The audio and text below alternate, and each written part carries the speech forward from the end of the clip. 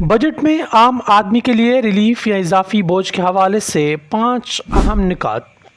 پاکستان میں آئندہ مالی سال 2025-26 کے لیے وفاقی بجٹ پیش کیا گیا، جس کے حوالے سے اکثر لوگوں کا یہ سوال ہے کہ آیا اس میں عام آدمی کو کوئی ریلیف دیا گیا ہے یا پھر اسے اضافی بوجھ اٹھانا پڑے گا۔ وفاقی وزیر خزانہ نے تنخواہ دار طبقے کو ریلیف دینے کے لیے انکم ٹیکس کی بعض سلیبس میں نرمی کی تجویز دی ہے۔ قومی اسمبلی میں بجٹ تقریر کرتے ہوئے انہوں نے بتایا کہ 6 لاکھ روپے سے 12 لاکھ روپے تک سالانہ تنخواہ پانے والوں کے لیے ٹیکس کی شرح 5% سے کم کر کے صرف 1% کر دی گئی ہے۔ 12 لاکھ سالانہ آمدنی والے تنخواہ دار پر ٹیکس کی رقم کو 30,000 سے کم کر کے 6,000 کر دینے کی تجویز ہے۔ جو لوگ 22 لاکھ روپے تک سالانہ تنخواہ لیتے ہیں ان کے لیے کم سے کم ٹیکس کی شرح 15% کے بجائے 11% کرنے کی تجویز ہے۔ 22 لاکھ روپے سے 32 لاکھ روپے تک سالانہ تنخواہ لینے والوں کے لیے ٹیکس کی شرح 25% سے کم کر کے 23% کرنے کی تجویز ہے۔ وفاقی وزیر خزانہ محمد اورنگزیب نے بجٹ تقریر میں پاکستان میں پیٹرولیم مصنوعات پر کاربن لیوی لگانے کی تجویز دی ہے۔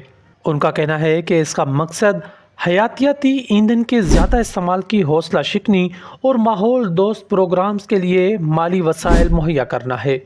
ان کا کہنا ہے کہ پیٹرول، ہائی سپیڈ ڈیزل اور فرنس آئل پر 2.5 روپے فی لیٹر کی شرح سے کاربن لیوی عائد کی جائے گی، جو اگلے سال بڑھا کر 5 روپے فی لیٹر کر دی جائے گی، جبکہ پیٹرول یا ڈیزل استعمال کرنے والی تمام گاڑیاں بشمول ہائبرڈ کاروں پر سیلز ٹیکس کی شرح 18% کر دی گئی ہے۔ یاد رہے کہ اس وقت 1800 سی سی تک ہائبرڈ گاڑیوں پر 18% کے بجائے 8.5% سیلز ٹیکس عائد ہے۔ دوسری طرف 850 سی سی سے کم ہارس پاور کی نئی گاڑی مثلاً سوزوکی الٹو پر بھی سیلز ٹیکس کی شرح 12.5% سے بڑھ کر اب 18% ہو جائے گی۔ پاکستان میں آئندہ سال کے بجٹ میں نان فائلر کے خلاف بظاہر گھیرا مزید تنگ کیا جا رہا ہے۔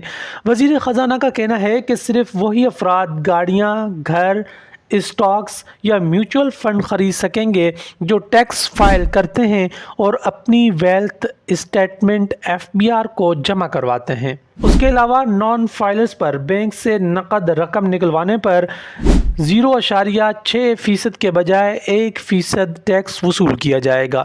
بجٹ میں کم آمدن طبقے کے لیے گھروں کی خریداری یا تعمیر پر سستے قرضوں کی نئی اسکیم کا وعدہ کیا گیا ہے، جس کا اعلان جلد اسٹیٹ بینک کی جانب سے کیا جائے گا۔ وزیر خزانہ نے اس حوالے سے مزید بتایا کہ کم لاگت کے گھروں کی تعمیر کے لیے قرض فراہم کرنے کی حوصلہ افزائی کے لیے 10 مرلے تک کے گھروں اور 2000 مربع فٹ تک کے فلیٹس پر ٹیکس کریڈٹ متعارف کرایا جا رہا ہے۔ حکومت مورگیج فنانسنگ کو فروغ دے گی اور اس سلسلے میں جامع نظام متعارف کرایا جائے گا۔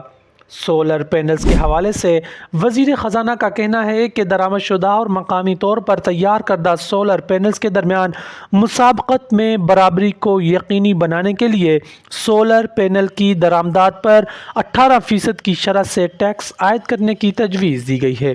اس سے قبل پاکستان میں درآمد شدہ سولر پینل پر 17% سیلز ٹیکس کی شرح ہے۔ دوسری طرف حکومت نے بجلی کی قیمت سستی کرنے کا وعدہ کیا ہے۔ وزیر خزانہ نے کہا ہے کہ حکومت نے سستی بجلی کے حصول کے لیے جامع منصوبہ بندی کر لی ہے، جس سے آنے والے دنوں میں سستی بجلی کا حصول ممکن ہوگا۔